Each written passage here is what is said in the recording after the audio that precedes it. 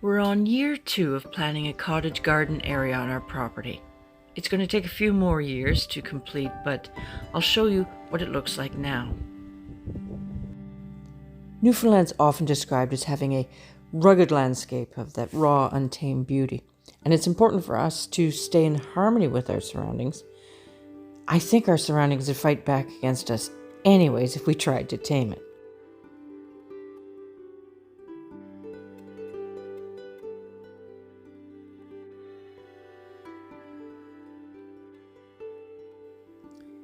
This is the area that I'm focusing on today that we've been working on for 2 years so far.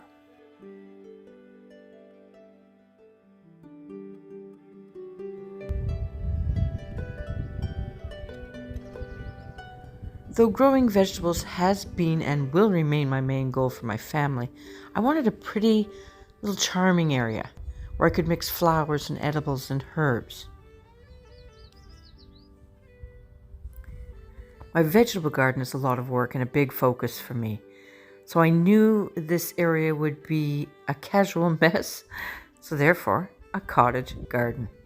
The reason I chose this area for my cottage garden is because first, my husband Bruce had his own plan. He wanted to build a fire pit, so he and my brother-in-law did just that. And then Bruce couldn't stop there, so he continued with dry stone wall builds in this little area. And it just lent itself perfectly to a cottage garden area for me.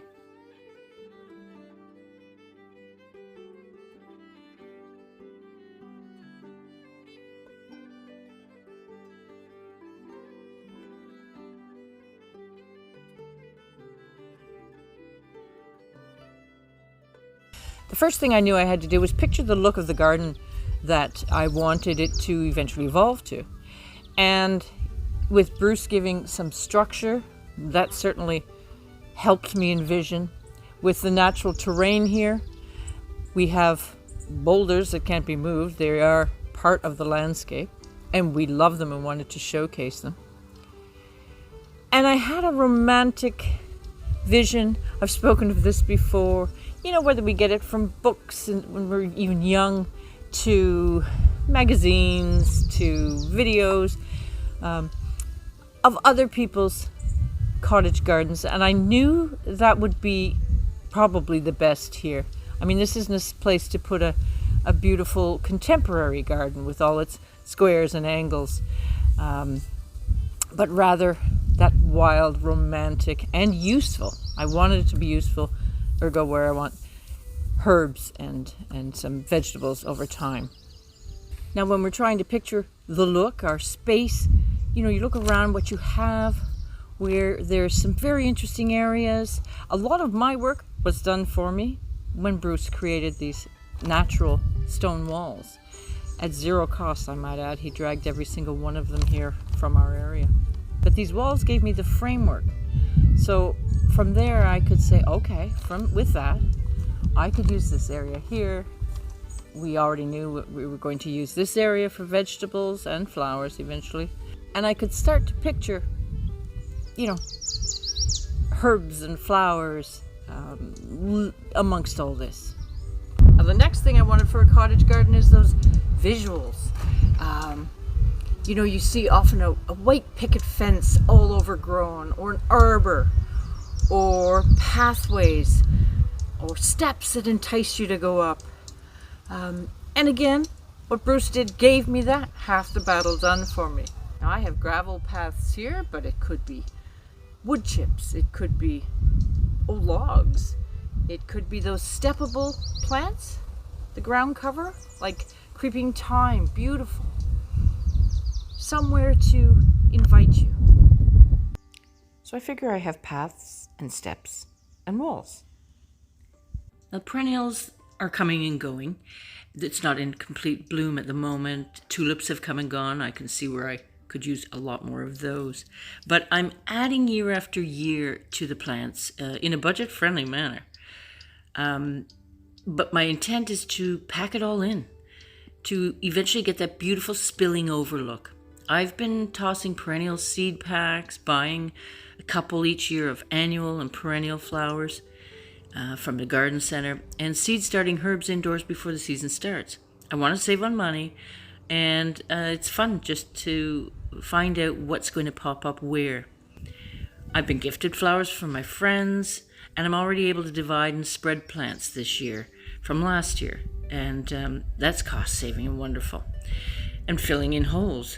The weeds and grasses are hard for me to attack, so my maintenance is to gently guide small areas, but if I pack it in, I think the pretty plants bit by bit should take over.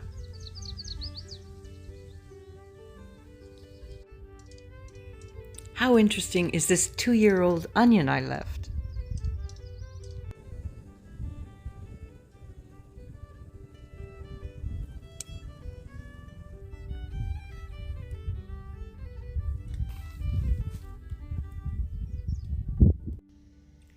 And the native plants, well, they just keep popping up. We won't call them weeds, but I'm letting them come up and seeing the pretty ones and keeping those, and it's just letting that guide me. Now, awful lot of weeds, but bit by bit. I also think a cottage garden should have cute little fun elements. I don't have trees here. It's a very flat landscape. So I'm looking for little things around the house. I always trying not to spend money I don't need to. And just seeing things that have built up over the years and sticking them out there. If they don't work, I take them away and put something else in. And eventually, again, over time, I'll see how it all works out. But don't forget the fun elements.